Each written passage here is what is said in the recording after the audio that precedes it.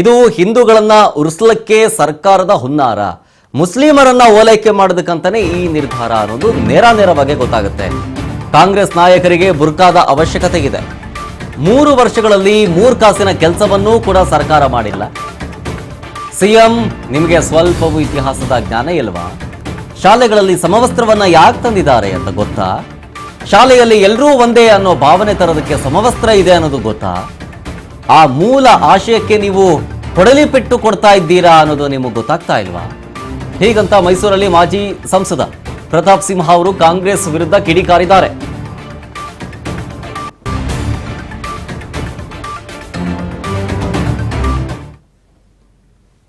ಶಿಕ್ಷಣ ಸಚಿವರು ಹಾಗೂ ಮಾನ್ಯ ಮುಖ್ಯಮಂತ್ರಿಗಳು ಮತ್ತು ಕಾಂಗ್ರೆಸ್ ಸರ್ಕಾರ ತೆಗೆದುಕೊಂಡಿರುವಂತಹ ನಿರ್ಧಾರ, ಅವರು ಹೊರಡಿಸಿರುವಂತಹ ಹೊಸ ಸುತ್ತೋಲೆ, ಇದನ್ನೆಲ್ಲ ನೋಡಿದಾಗ ಒಂದಂಶ ಅಂತೂ ಬಹಳ ಸ್ಪಷ್ಟವಾಗುತ್ತೆ.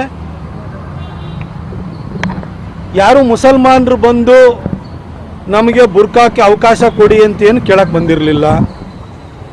ಹಿಂದೆ ಉಡುಪಿ ಹತ್ರ ಒಂದು ಶಾಲೆ ಕಾಲೇಜಿನಲ್ಲಿ ನಡೆದಂಥ ಒಂದು ಘಟನೆಗೆ ಮಾತ್ರ ಸೀಮಿತವಾಗಿತ್ತು.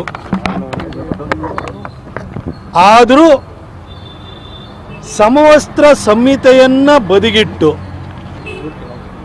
ಬುರ್ಕಾಕ್ಕೆ ಅವಕಾಶವನ್ನು ಮಾಡಿಕೊಟ್ಟಿರೋದನ್ನು ನೋಡಿದರೆ,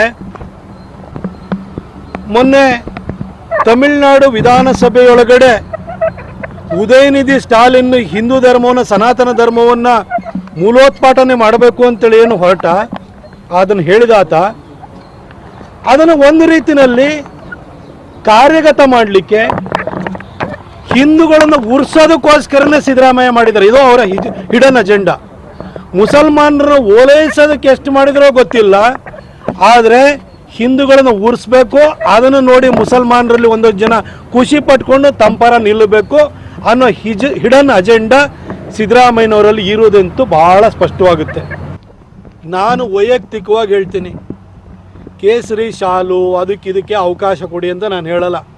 ನಾನು ರಾಮಕೃಷ್ಣ ಹೆಗಡೆ ಅವರು ಈ ರಾಜ್ಯದ ಮುಖ್ಯಮಂತ್ರಿ ಆಗಿದ್ದಾಗ ಕೊಟ್ಟಂತಹ ಉಚಿತವಾದಂತಹ ಯೂನಿಫಾರ್ಮು, ಪುಸ್ತಕಗಳನ್ನು ಓದಿ ಬೆಳೆದವನು. ಶಾಲೆಯಲ್ಲಿ ಸಮವಸ್ತ್ರ ಅನ್ನೋದು ಕಡ್ಡಾಯವಾಗಿರಬೇಕು. ಅಲ್ಲಿ ಯಾವ ಜಾತಿ ಧರ್ಮದ ತಾರತಮ್ಯ ಇಲ್ಲದೆ ಒಂದು ಒಳ್ಳೆಯ ವಾತಾವರಣದಲ್ಲಿ ಮಕ್ಕಳು ವ್ಯಾಸಂಗವನ್ನು ಮಾಡಬೇಕು. ಅದಕ್ಕೋಸ್ಕರವಾಗಿ ಸಮವಸ್ತ್ರ ಸಂಹಿತೆ